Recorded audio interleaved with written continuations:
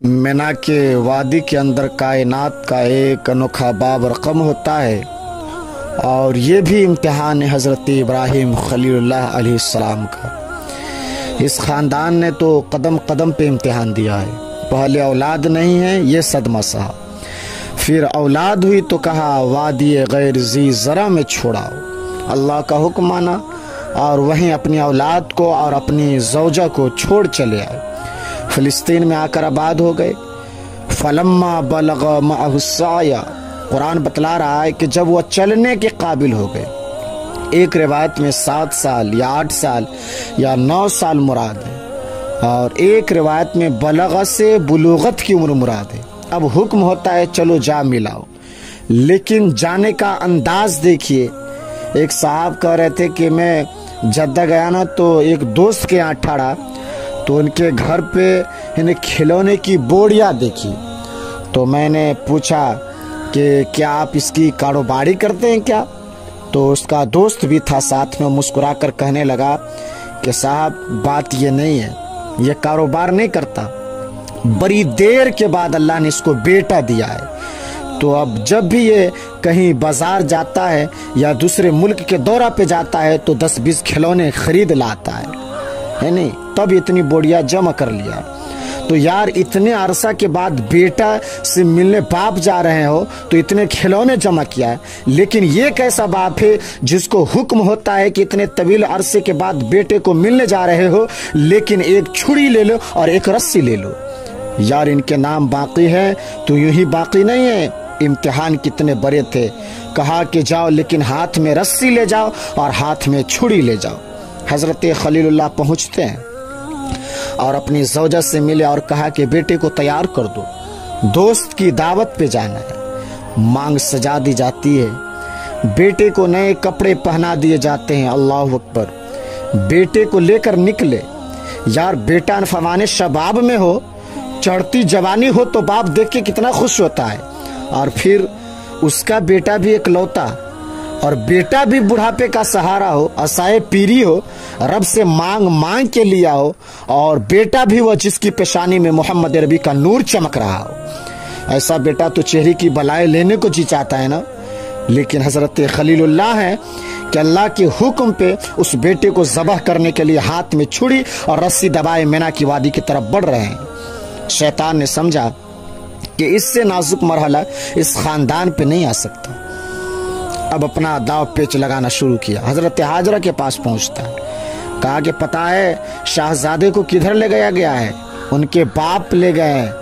कहा कि नहीं, वो तो तुमसे बहाना करके ले गए ना कि दोस्त से मुलाकात करवाने के लिए ले गए।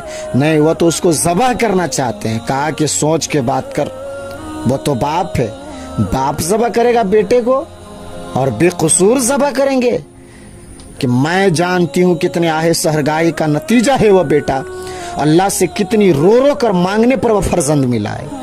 कहा कि वह अल्लाह का हुक्म समझता है। हजरत हाजरा बोली, कहा जालिम तुम कहीं शैतान तो नहीं? अगर रब का हुक्म है तो मेरी गोद में एक इस्माइल है। काश 1000 इस्माइल होता, राह खुदा में सबको कुर्बान करते हुए चली जाती। अब वहां दाव नहीं चला। हजरत इस्माइल के पास पहुंचता है शैतान। कहा इस्माइल पता है तेरा बाप तुझे किधर ले जा रहा है?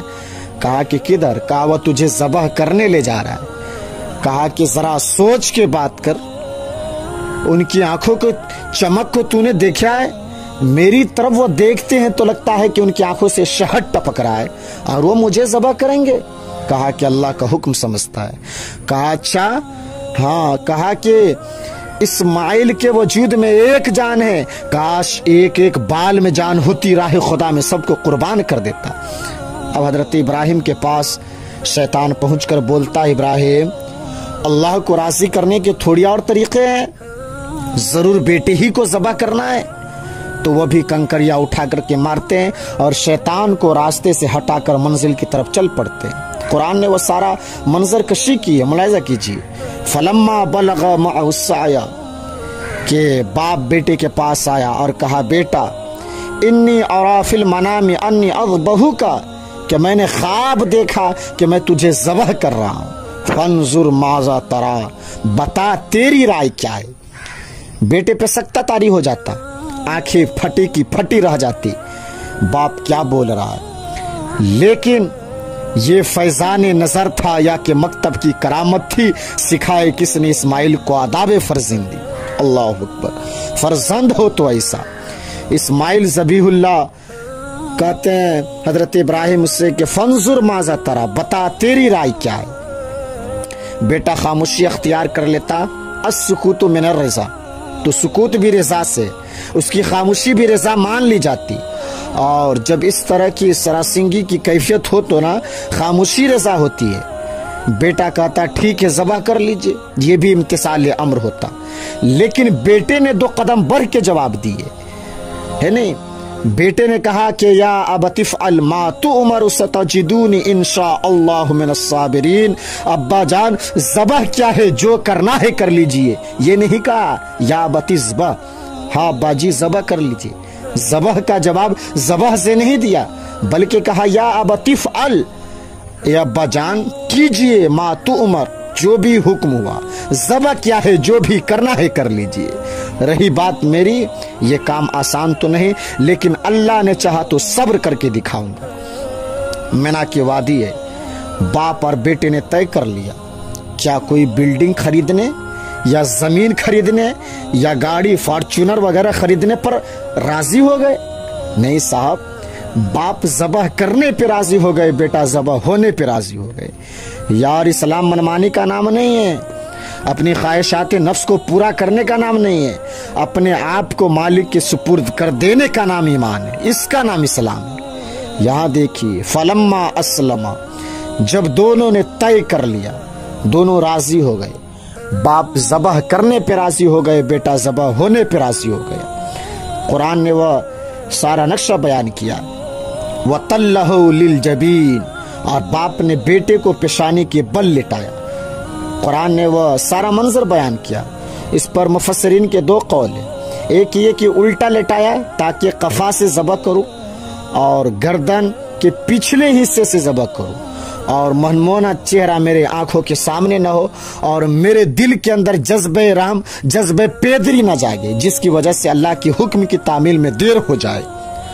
اور دوسرا معنی یہ کیا ہے کہ آپ جانور قربانی کے لیے جو ذبح کرتے ہیں نا، تو اس کی گردن کو بل دے کے اس کی پیشانی کو زمین پر لگا دیتے ہیں، تاکہ اس کی گردن کی جو رگیں ہیں وہ جو ہے تن جائے اور ذبح کرنے میں آسانی ہو۔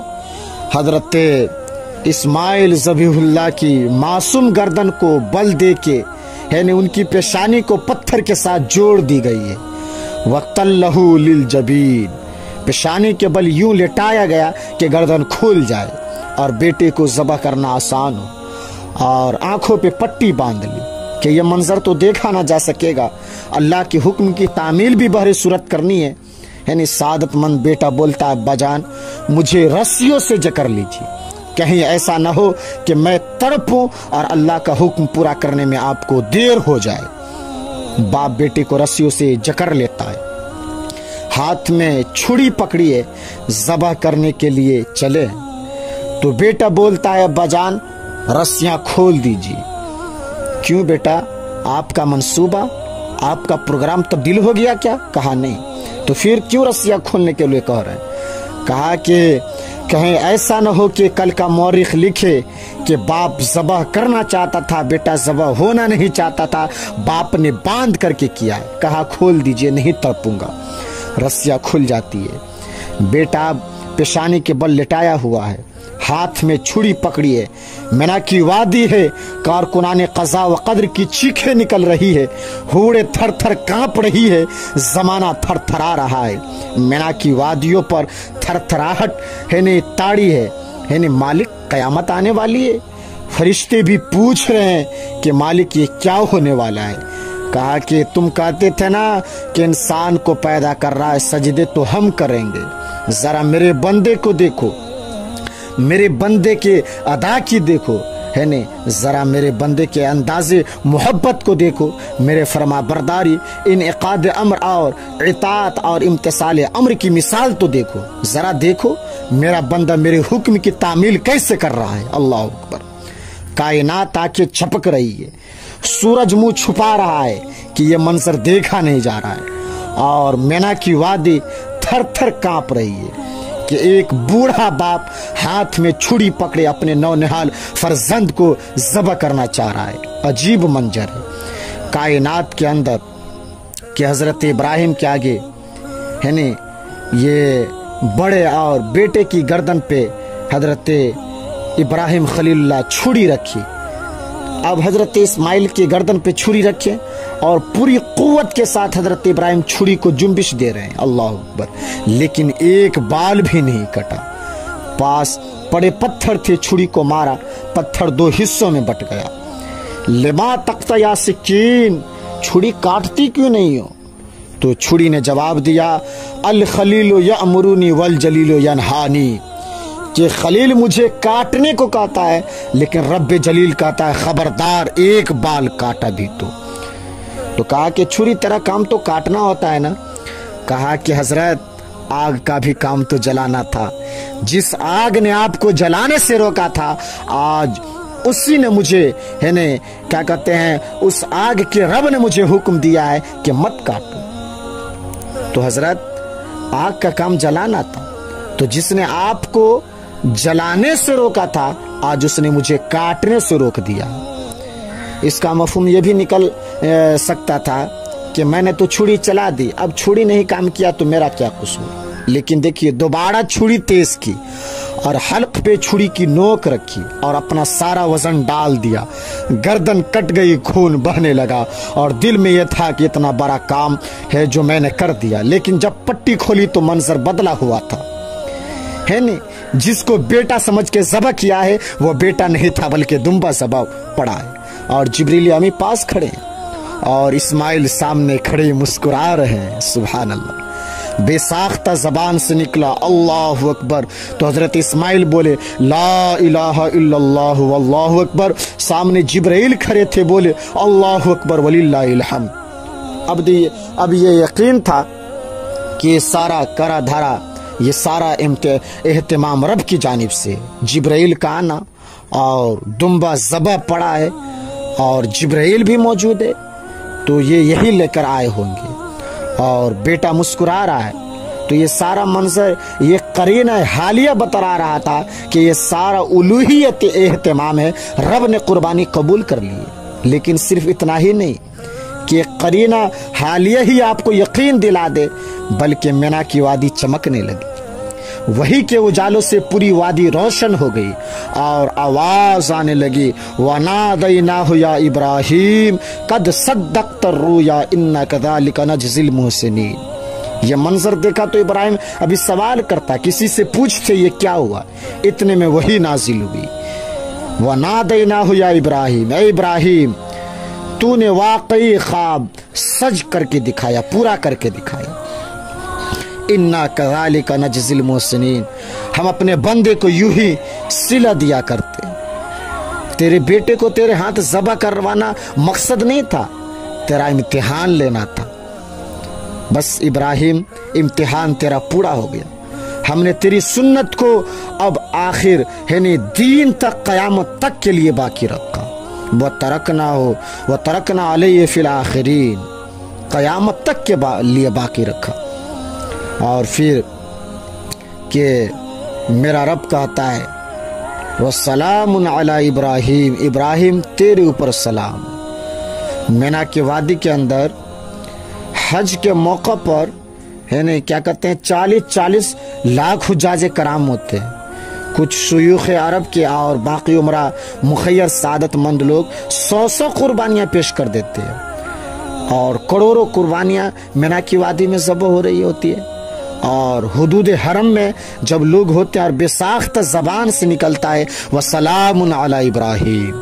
ہر سال یہ شروع ہوتا ہے کہ امسال قربانی کے جانور بہت مہنگے ہیں، شاید زیادہ لوگ قربانی نہیں کر پائیں گے، لیکن جو ہی موسم قربانی کا آتا ہے گلی اور بازاروں کے اندر جانوروں کے ہجوم ہوتا ہے، جانور گھوم رہے ہوتے ہیں اور ان کو دیکھ کر بے ساختہ زبان پہ آتا ہے وَسَلَامٌ عَلَىٰ ابراہیم، ابراہیم تیرے اوپر سلام۔ تو یہ کتنا بڑا امتحان تھا، کتنی بڑی آزمائش تھی، لیکن اس آزمائش سے سرخوری نکلے، نمبر بھی پورا 100 حاصل کی، کامیاب اور بامراد اور کامگار ہوئے۔ آج ہمیں اس سنت کو باقی رکھ کر کے ہمیں یاد تازہ کی جا رہی ہے کہ میرے ایسے بندے کہ جو میرے حکم پر اپنی سب سے عزیز چیز بھی قربانی کرنے سے گریز نہیں کرتے۔ ہمارے ایک بزرگ تھے نا، وہ فرمایا کرتے تھے کہ ہر بندے کا ایک اسماعیل ہوتا ہے، اور جب تک وہ اسماعیل کی گردن پہ چھری نہیں رکھ دیتا وہ رب کا قرب حاصل نہیں کر سکتا۔ تو جو تیری محبوب چیز ہے اس کو راہ خدا میں جب تک قربان کرنے کا جذبہ نہیں ہم پائیں، یعنی رب کا قرب حاصل نہیں کر سکتے، اور وہ منزل سعادت تک ہم نہیں پہنچ سکتے۔ تو لہذا حضرت ابراہیم خلیل اللہ تھے جنہوں نے بلا تعمل رب کے حکم کو مانا اور اپنے فرزند کے گلے پر بوڑھا باپ چھری رکھ کر کے ذبح کر ڈالا، اور رب نے حضرت ابراہیم کی قربانی قبول فرما لی اور یہ انعام دیا کہ وَتَرَكْنَا عَلَيْهِ فِي الْآخِرِينَ، کہ ہم نے تیری سنت کو تا قیامت زندہ رکھا اور باقی رکھا۔ یہی وجہ ہے کہ ہمارے آپ کے پیارے آقا نے بھی حجۃ الوداع کے موقع پہ 100 اونٹوں کی قربانیاں پیش کی، اور ہم تمام لوگوں کو حضور نے قربانی کرنے کی تلقین فرمائی کہ یہ میرے باپ حضرت ابراہیم کی سنت ہے اور ہر ایک بال میں ایک نیکی ہے۔ حضرت ابو ہریرہ سے روایت ہے کہ قیامت کے دن سب لوگ پل صراط اپنے جانوروں سے پار کر رہے ہوں گے۔ تو وہ جانور کون ہے؟ تو یہی جانور جو ہم رب کی بارگاہ میں قربان کرتے ہیں۔ حضرت عبداللہ ابن مسعود سے جب کوئی انسان قربانی کرتا ہے نا، تو قربانی کے جانور کا خون زمین پہ پہنچنے سے پہلے اللہ تعالیٰ اس قربانی کرنے والے کے تمام گناہوں کو معاف فرما دیتا ہے۔